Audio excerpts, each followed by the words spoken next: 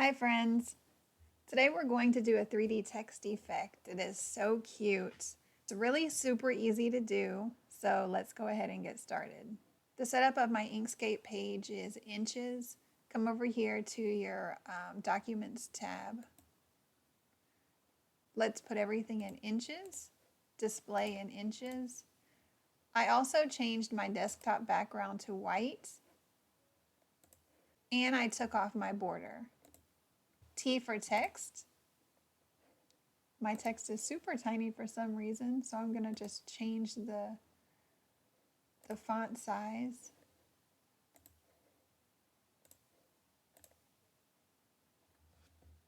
And all caps, type Supermom.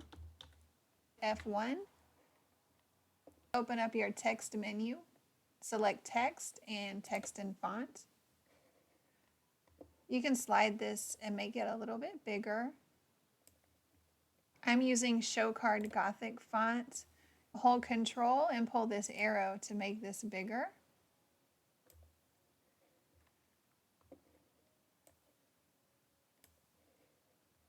We're going to change these measurements up here to pixels.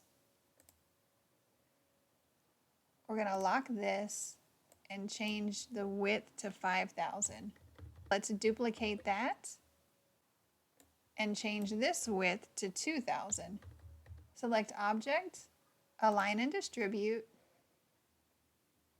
With your small Supermom selected, hold Shift and select the larger one. And we're going to center those vertically. Select the small one, hold Control, and pull that down. Your selector tool over both. Select Path, Object to Path, and Object, Ungroup. Select your first word and Path Union.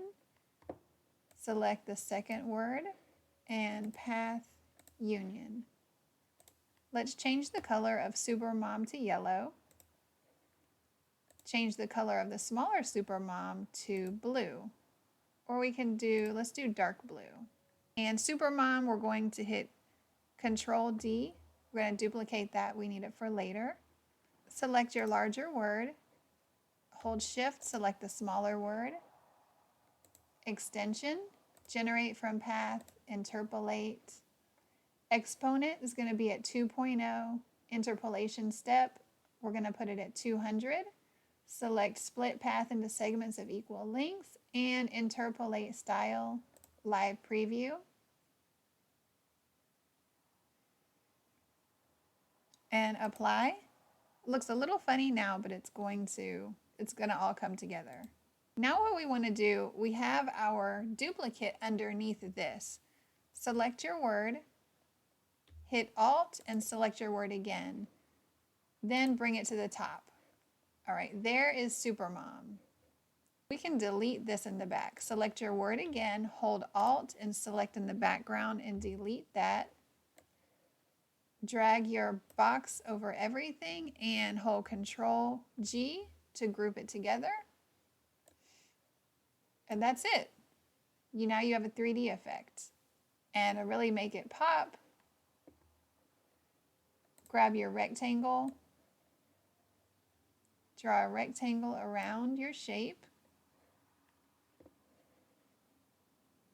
open up Fill and Stroke. Let's turn our opacity all the way up. We want to drop that down to the bottom. Let's lighten up this color a little bit.